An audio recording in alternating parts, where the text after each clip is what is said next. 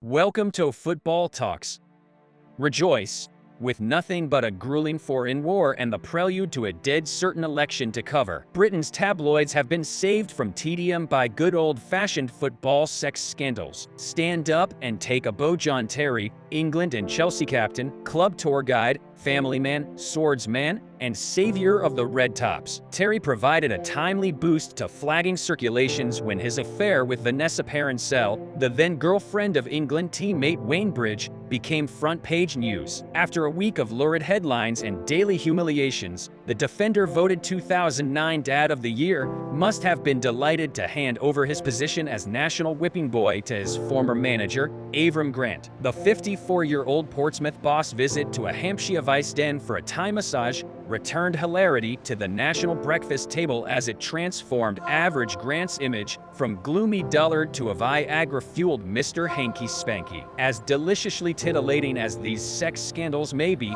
they still pale in comparison to the real tabloid prize, a Manchester United immorality tale. Just ask Johnny Evans. The defender was at the beginning of his United first-team career when he was arrested in December 2007 on suspicion of raping a 26-year-old barmaid at the player's £4,000-a-head drink-sodden Christmas party. The world's most popular club, internationally famous celebrities, a harvest of nearly 100 young, pretty, slightly dressed women, and an allegation of rape in a sexually charged atmosphere made for a tabloid sensation that no hack or reader could refuse. The scandal was also a vehicle for Britain's greatest talent, righteous indignation. The Sun opined that the party had been the theater of sleazy and sickening behavior by United's boozed-up stars. The Mail, peerless as the net curtain guardian of Middle England's morality, disturbed Sir Bobby Robson and worked the football legend into quite a lather. The headline of his by-lined piece, United's party has shamed the proud tradition of this great club, set out from the beginning the article's precise destination. I felt very angry with the United players for putting their manager through this, Sir Bobby complained. Alex turns 66 on New Year's Eve and is still working hard, devoting his time and wisdom to keeping United at the top.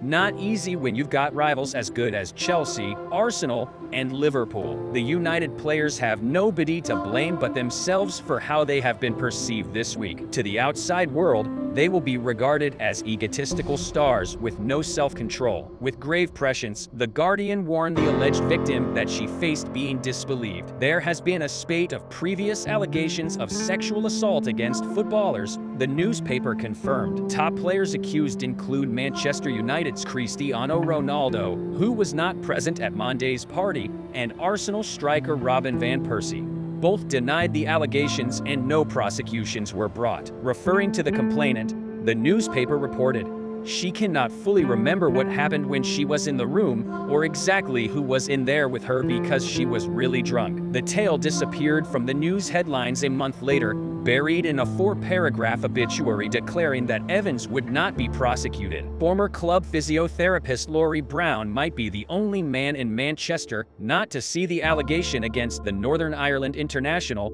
as certainly the most serious United sex scandal in recent memory. In July 1977, Brown's wife Mary ran off with United manager Tommy Docherty, a married father of 4 children, who was later sacked for misconduct. United's board could do nothing but bow to the press-led moral onslaught that engulfed the club once the affair became public. Docherty had recently brought United out of a slump. He built a thrilling team featuring the likes of Koppel, Hill, Makari, Daly, and Buchan that stormed the old second division and played the most attractive football in the country. Docherty's flamboyant style made him a terrace hero. His reputation as a United legend was cemented when he took the team to Wembley for the '77 Cup final and defeated a much-feared Liverpool side which would later be crowned European champions. The Docherty dismissed free-flowing football to Old Trafford. If Docherty put the sex into sexy football in the 1970s, then Dwight York York did his best to uphold the traditions some 20 years later. The Trinidadian striker had already achieved a notoriety of sort at Aston Villa, where filmed coverage of his hide the sausage party tricks with waitresses and good time girls were the stuff of legend. But when he hit Manchester in 1998 and formed a lethal duo with strike partner Andy Cole, York became a tabloid mainstay. York was famous for having a smile as wide as the Manchester Ship Canal, and the Sunday newspapers were delighted to offer readers salacious explanations. Hectares of newsprint were devoted to his tryst with Jordan, the perma-tanned, helium-chested glamour girl, with whom he had a child and a falling out of spectacular proportion. York freely admits that there were many others. His autobiography Born to Score thus appears as a statement of fact, as well as a tongue-in-cheek confirmation of his sexual magnetism. If York has few regrets about the women he bedded as he lived the dream as a top athlete employed by the world's most famous club, the same cannot be said of Wayne Rooney. The striker, soon to transfer to United from Everton, became a national laughingstock when it was revealed that he visited a Liverpool brothel for sexual healing, dispensed by a woman described as a 52-year-old PVC-clad mother of 7 and grandmother to a further 16. The story ran for weeks in the summer of 2004 as newspapers printed a string of revelations about the England star and other hookers. One tabloid unearthed Miss Charlotte Glover, a prostitute who alleged intimate knowledge of Rooney. Glover claimed that Rooney paid her £140 for sex in the bathroom of a seedy flat in December 2002 and even signed a note afterwards. It read, "To Charlotte, I shagged you on the 28th of December, loads of love, Wayne Rooney." Yet, if there was a United League table for public humiliation, Rooney would only be at number 2. The incontestable chart topper is former club chairman Martin Edwards, who was cautioned by police in 2002 for spying on a middle-aged woman in a health club toilet cubicle. The incident marked the end of Edwards' United career. However,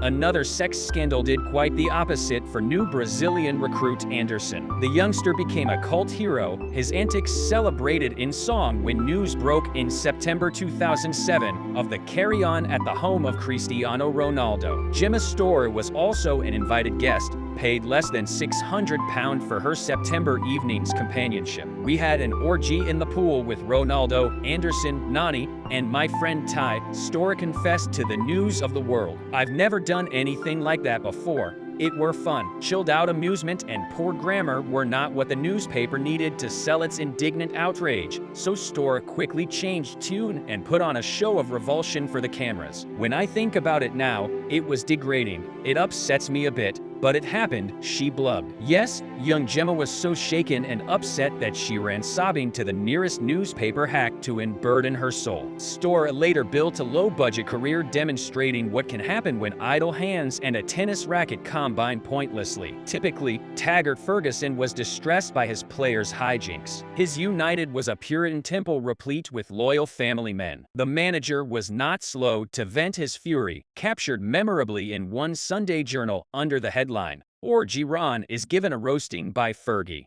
So, that was it for this one. Hope you like the information and entertainment we are giving to you. It will take less than a second to make subscribe button gray and give us motivation to make more videos like this for you guys. We'll see you in next one. Until then, take care